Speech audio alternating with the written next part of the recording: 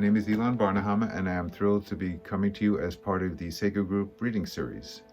I raise my glass to you readers, especially during this time of COVID, and thank you for reading, and thank you for listening. I am going to read a section of my novel, Finding Bluefield. Finding Bluefield is a road trip through the 60s.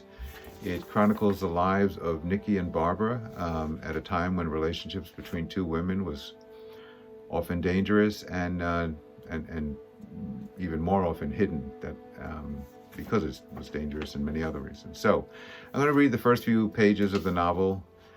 So Finding Bluefield, Chapter 1, 1960. The screen door handle was hot to the touch as Barbara grabbed hold and pulled.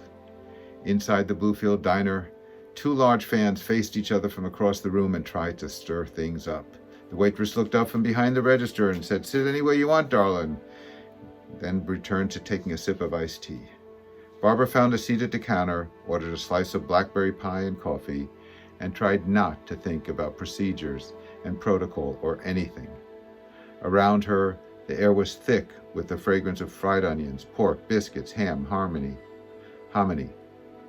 A chalkboard listed side orders of collard and mustard greens and turnips. Barbara yawned and lifted her coffee as two police officers entered the diner and removed their hats. "Hot enough for you boys?" the waitress asked. "It's so hot," one officer said. "I saw a cat being chased by a dog, and they were walking." Barbara's first bite of pie took her by surprise, baffling her taste buds with a combination of flavors and aromas that she could not identify but wanted to keep experiencing. With pie like this, she decided she would certainly be passing a hospital cafeteria as often as possible. She scooped up another forkful of pie and listened to the dropped consonants, the elongated vowels, the unhurried speech that surrounded her. She sipped her coffee and became lost in the soothing symphony of the unfamiliar accent and didn't notice that someone was talking to her. Slowly, she turned her head toward the voice, still not hearing the words. "I was saying I made that pie," the woman said. She was holding a plate of gravy and fries. Her brown hair, pulled back and braided, reached most of the way down her back. "The pie?" Barbara said as she stared into a pair of sea-green eyes. "Yes, I made it." The woman sat a few seats from Barbara. Barbara withdrew her gaze and put her coffee down. "Do you know how good this is? It's incredible. And the crust is perfect." "Thanks." The woman shook a cigarette from its pack, slipped it between her lips. She offered one to Barbara, who declined, and then reached into her pocket for some matches. "So, where are you from?" Barbara turned away and lifted her cup. That didn't take long, she thought, as she took a deep breath and inhaled some coffee. "I'm asking because you never had my pie." When Barbara still didn't respond, the woman went on. I'm kidding. We get a lot of folks visiting relatives at the hospital, and they come here to get away. And your accent." The woman slid her plate along the counter and took a stool next to Barbara. "I can't place it." She rested her cigarette in the ashtray and extended her hand. "Nicky Stewart." "Ohio." Barbara shook Nicky's hand. "So, Ohio, what brings you to Bluefield Diner?" she said. "The pie. Yeah, I get that a lot." Barbara removed her hand from Nicky's grip. I came here to get away too. I work at Bluefield Hospital." This conversation was already more extensive than anything Barbara had in mind when she decided to venture out of the hospital. After 2 weeks of cafeteria food, she was simply looking for a change of scenery, and what she found was the best pie of her life. But now she began contemplating 2 years of pieless hospital cafeteria meals.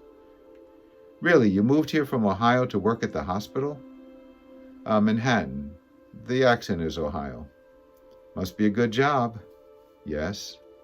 Barbara was thinking this would be a good time to leave. She could do that. She could simply say that she had to get back to work and stand up and just never come back. But those green eyes were fixed on her, and her legs stayed put. Those green eyes made her say, "I'm doing my residency." "Medical residency?" "Yes." "No kidding." "No." Nicky stood and slipped behind the counter. "A woman doctor? That's great."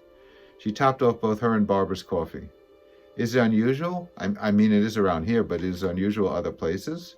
"It's not uncommon." "Good for you," Nicky said, nodding her head. I would go to a woman doctor. Yeah, that's good to know, Barbara said. This is not going well, she thought. Your husband get a job here too? And there it is, Barbara thought as she took a sip of coffee. There's no husband. Really, Nicky said. She returned to her plate of fries, sitting back down next to Barbara. How do you like Bluefield so far? If by Bluefield you mean the airport and the hospital and this diner, then it's fine. It's a lot nicer than fine, Nicky said. You need to see more, Dr. Ohio Manhattan. Barbara. Well, Dr. Barbara, you must see more. Nicky stuffed her hands into her jeans. I can show you. I know everything there is to know about Bluefield, and the rest I just make up. Thanks, but I don't have much free time. Maybe when I'm more settled in.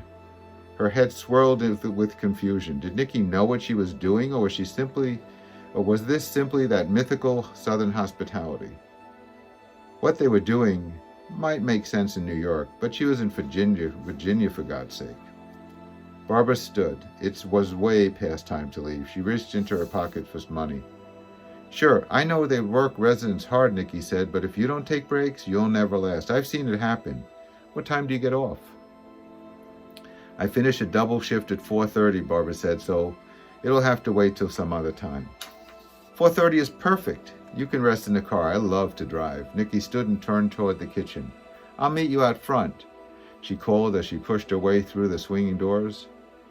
Out in the parking lot, Barbara inhaled deeply and kicked dirt into a dust cloud. Traffic on 147 was heavy as she waited for the light to change. Fords and Chevys mostly. The high August sun sent beads of sweat down her brow, and she shielded her eyes with her left hand. When the light turned green, she ran across the road, back to the hospital.